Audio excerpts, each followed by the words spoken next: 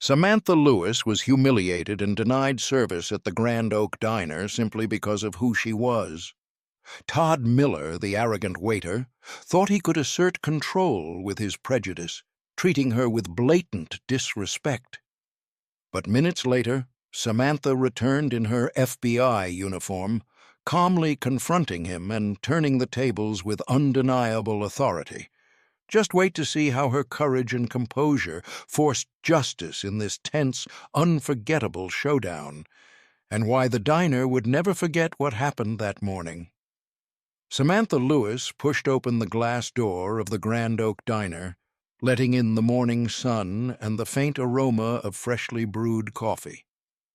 The din of conversations, clinking cutlery, and the hum of an old jukebox filled the air. It was Saturday, and the diner was busy, but not overwhelmingly so. Samantha had pictured herself sitting at a corner booth, a warm cup of coffee in hand, enjoying the rare luxury of a slow morning after a week that had drained her emotionally and physically. Her work with the FBI often left her on edge, chasing leads that stretched across the state, dealing with situations most people couldn't even imagine. But this morning, she had promised herself a moment of peace, a brief reprieve from the constant pressure. She dressed casually, a soft navy blouse paired with dark jeans, her hair pulled back into a neat ponytail. She was careful not to draw attention. Today, she wasn't an agent. She was just Samantha, a woman seeking a quiet breakfast. And yet, as soon as she stepped inside, she felt eyes on her. Todd Miller, the waiter who hovered near the counter, was the source of that scrutiny. He was a man in his early 30s with an easy smile that, under normal circumstances, might have seemed welcoming. But today, that smile was gone. In its place was a look that made Samantha's chest tighten, a mixture of judgment and thinly veiled contempt. His arms crossed as he leaned against the counter, the posture a silent barricade between her and the table she had already spotted by the window. Samantha took a deep breath, trying to brush it off. Maybe he was having a bad morning. Maybe she was reading too much into it. She had been trained to assess threats and anomalies, to parse behavior, and she knew instinctively that something was off. Her steps toward the booth were cautious, but confident. She was determined not to let anyone disturb her peace. But the words hit before she could even sit down. "Ma'am, we don't serve people like you here," Todd said, his tone sharp, deliberate, and heavy with malice. The words hung in the air like a dark cloud, thick and suffocating. Shock froze Samantha in place. Her hand, inches from the chair, hovered mid-air. The other patrons went about their meals, oblivious or unwilling to intervene. Her heart lurched. She blinked, hoping her ears had deceived her, that she had misunderstood. But the words rang clear, echoing off the diner's linoleum floor and polished wood paneling. She felt a hot surge of disbelief followed immediately by a burning anger that seemed to radiate from her chest outward. How could someone, anyone, still act this way, in broad daylight in the year 2025? How could prejudice still find a place in the mundane, ordinary act of ordering breakfast? Samantha's stomach tightened. Her blood felt like fire coursing through her veins. She clenched her fists at her sides, fighting the impulse to speak, to react in a way that would escalate the moment into chaos. But her mind was sharp, calculating. She knew that an impulsive confrontation might not bring justice. It might only give Todd the satisfaction of a scene. Yet every fiber of her being screamed in defiance. The injustice of it, the audacity, the sheer cruelty of being judged and rejected for something as inherent as who she was, ignited a storm of fury inside her. Anger bubbled up alongside disbelief, a searing heat that demanded recognition. She could feel her breathing quicken, shallow and fast, as her pulse hammered in her temples. The diner, with its clinking plates and cheerful chatter, seemed to shrink around her, and for a moment all she could see was the man blocking her path, the embodiment of prejudice that refused to die quietly in the modern world. Samantha stood tall, her posture straight despite the swirling emotions. She would not be reduced to a victim. She would not allow this blatant act of discrimination to go unchallenged. Anger surged, raw and potent, not just at Todd, but at the broader injustice that his words represented. And yet, beneath the fury, a steely resolve began to form. This was not just about a table or a meal. This was about standing firm in the face of humiliation, about proving that integrity, strength, and dignity could overcome ignorance. As Todd smirked, thinking he had asserted control, Samantha's mind raced, already calculating her next move. The fire inside her had been ignited, and there would be no retreat. Samantha stepped out of the Grand Oak Diner, the door clicking softly behind her. The sunlight was sharp, almost unforgiving, as if the world itself was highlighting the sting of what had just happened. She paused on the sidewalk, the warm morning air brushing against her face, but it did little to soothe the tumult inside her. Her breakfast, pancakes she had been craving, the rich aroma of freshly brewed coffee, was forgotten, replaced by a bitter taste that seemed to linger on her tongue. More than hunger, it was humiliation that weighed heavily on her chest. She felt it first as a physical sensation, a tightening in her ribs, as if the injustice had found a home there. Her mind replayed Todd Miller's words again and again. "Ma'am, we don't serve people like you here." Each repetition was sharper than the last, each one carving deeper into her awareness of how completely ordinary spaces could harbor extraordinary prejudice. It wasn't just a personal slight. It was the assumption, the sneering judgment, the casual cruelty that someone had the audacity to deliver in broad daylight. Samantha's pulse quickened, not in panic, but in the fiery recognition of what that moment represented. And then the wider implications hit.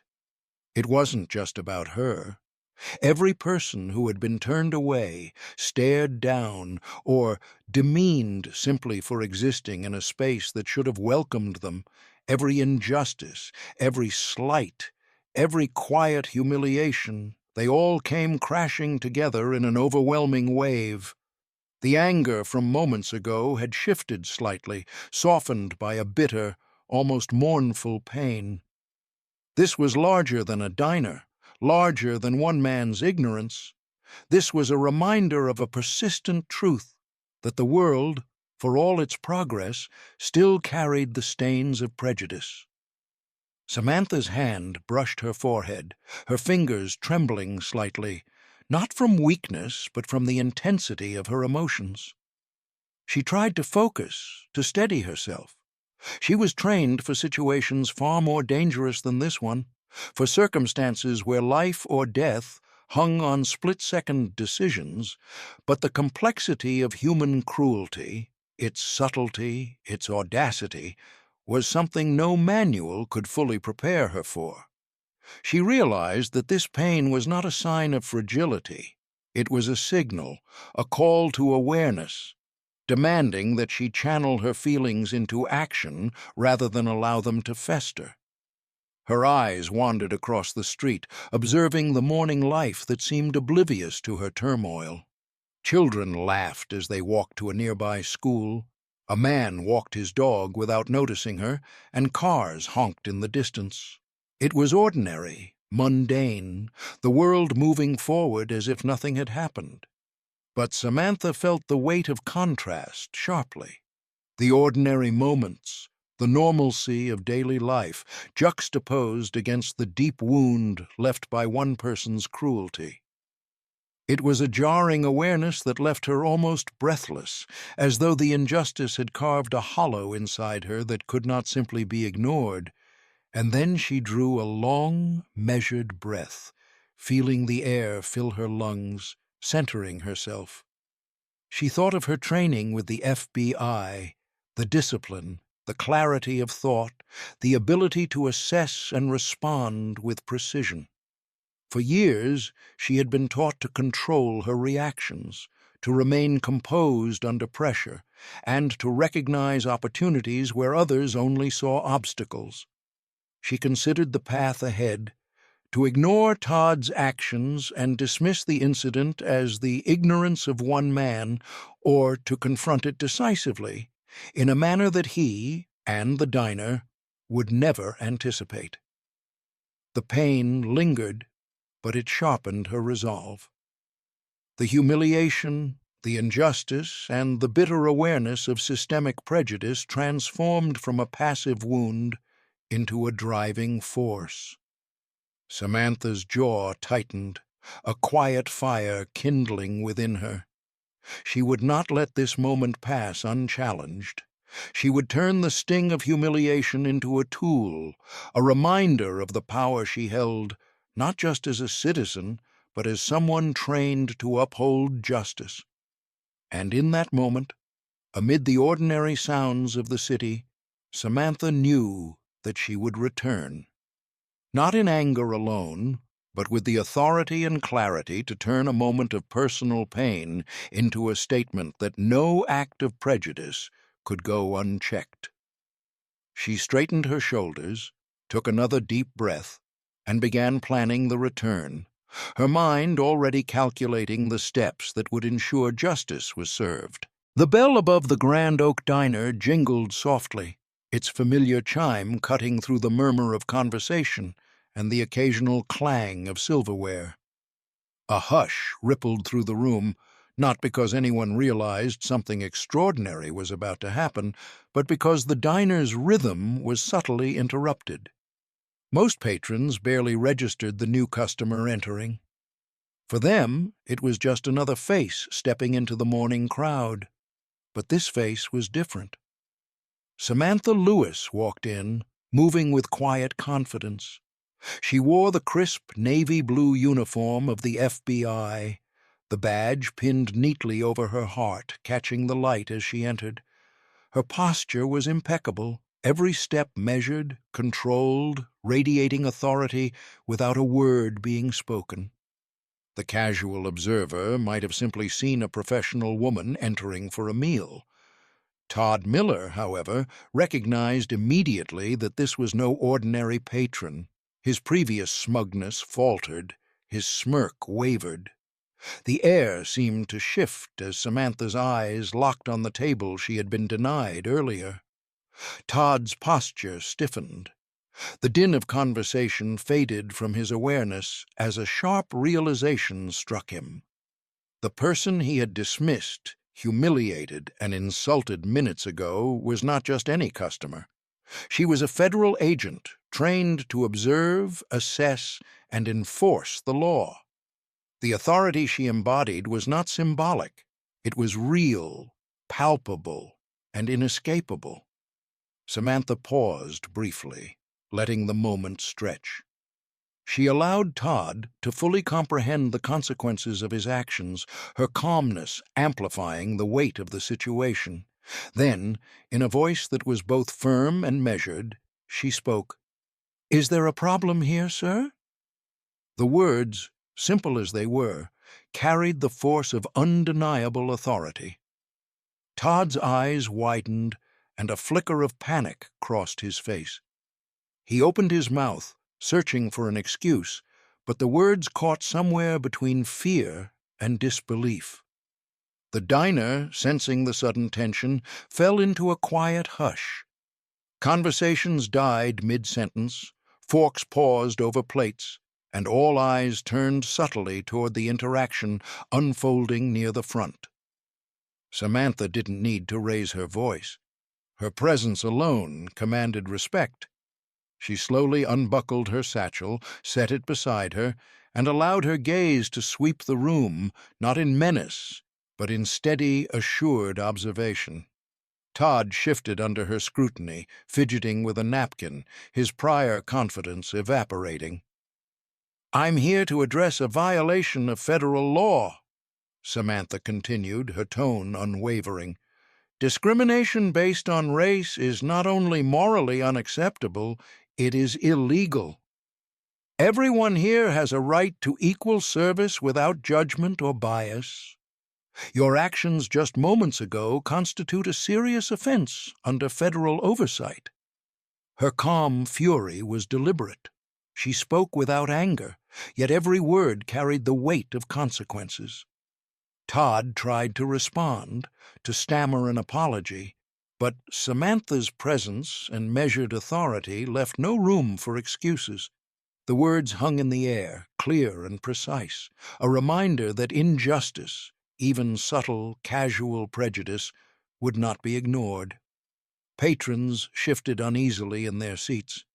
Some exchanged glances, realizing that what had seemed a simple diner interaction had escalated into a confrontation with real-world implications.